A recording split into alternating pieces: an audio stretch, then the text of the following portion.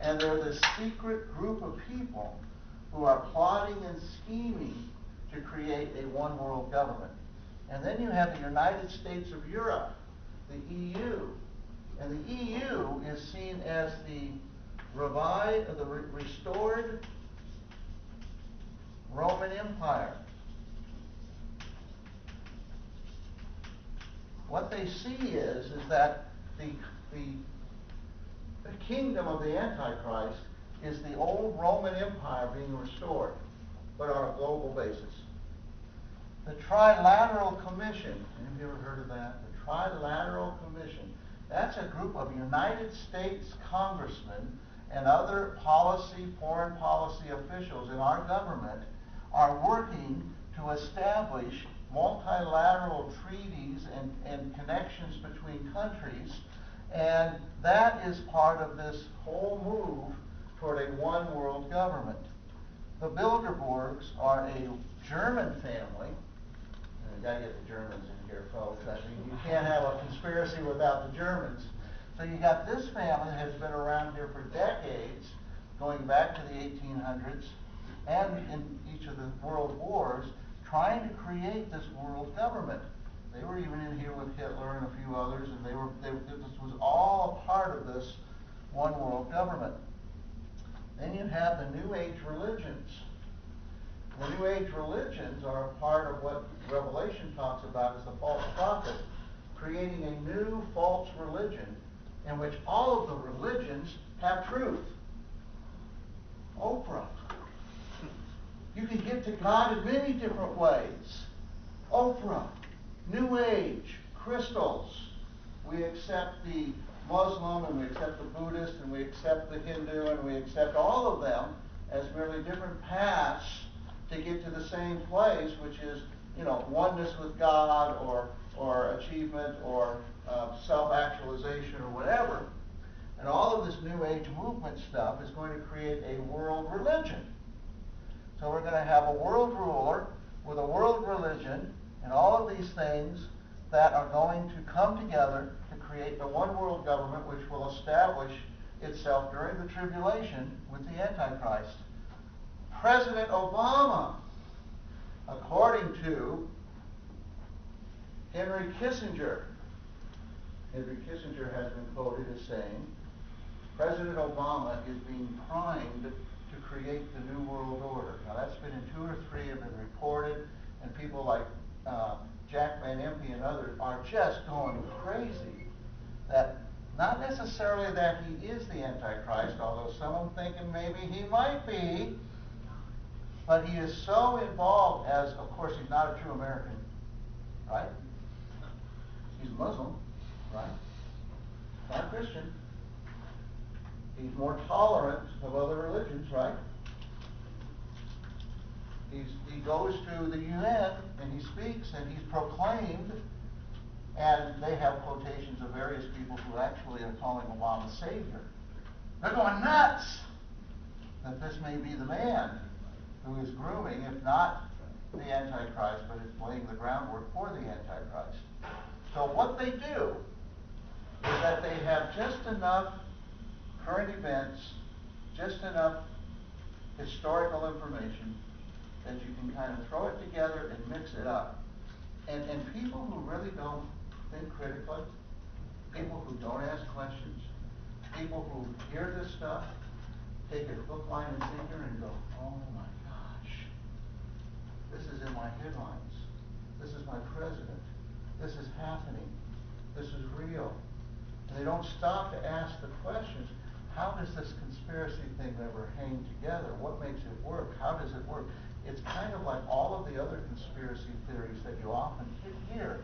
It's this kind of a little bit snippet here, a little bit snippet there. You've all heard of the 9/11 conspiracies. Same principles are at work here with this conspiracy theory about the end times, the one world government, the New World Order. And that's one of the things that when you start listening to these folks, you have to kind of take a deep breath and start getting your critical thinking into gear. What is your evidence? Where did you hear this? What they are very famous for doing is taking a phrase like New World Order and capturing it and bringing it into a Bible verse, and then all of a sudden, whoop-de-doo, plugging it into their conspiracy theories. So that's one of the things you have to start watching for as you listen to these people, because as I was mentioning during the break, there are groups that take this stuff, such as the Aryan Nation, Ku Klux Klan, other groups, survivalists, Christian survivalists. I can remember back in the 70s that there were groups that were advocating that we all needed to go out to the desert, we all needed to go out to the wilderness, we need to get our guns, we need to have at least 7 years supply of food, we need to get our bomb shelters built, we need to do the whole thing to get ready for this horrible stuff that's happening or going to happen. So you kind of get people who really jump off the edge, and it feeds into some of the stuff you're going to be seeing with the birthers and some of the other things in the very fringe areas of the conservative movement. I'm not branding the whole conservative movement this way, but I am saying that there are fringe elements that take this stuff and jump off the cliff.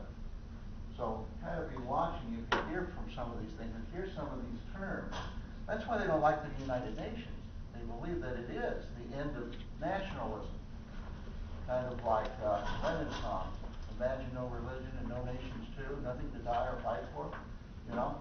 And they're afraid of losing that nationalism because they are very much into the patriotism of the United States and its sovereignty, which I think in many ways we could agree in part with, but into the other end, they want to eliminate these types of things because they see it as the forerunner of the Antichrist and the New World Order. Questions? Okay, now let me do a little analysis here with something I do want to share with you.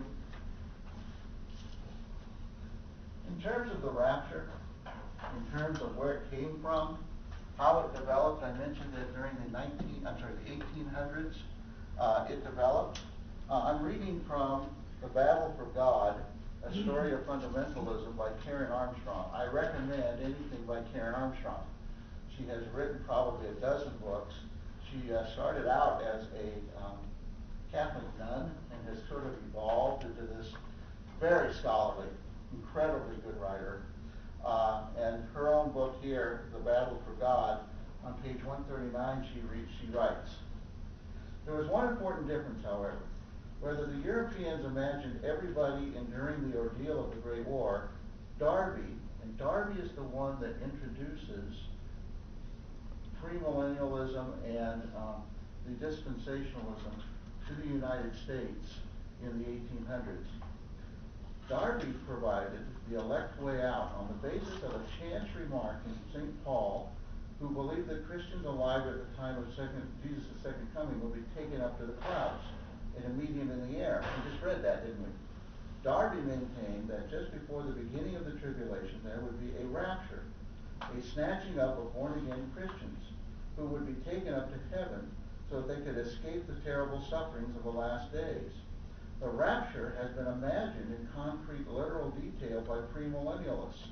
They are convinced that suddenly airplanes, cars, trains will crash and born-again pilots and drivers are caught up into the air while their vehicles are out of control. Now, she writes, like many concrete depictions of mythical events, the scene looks a little absurd, but the reality it purports is present and cruel and divisive and tragic. Now, that's her point of view. I share it very much so.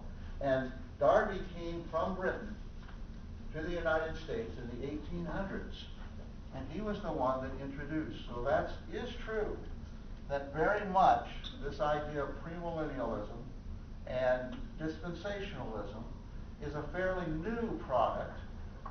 It's not entirely American, but it has been sort of captured by American people, in particular the ones that I've mentioned, as kind of an American viewpoint of the end of the world and an escape. And this is the one thing that really appeals to people. It's an escape from all of the bad things that are going to happen to this kind of wish rapture type event. So, part of the analysis that you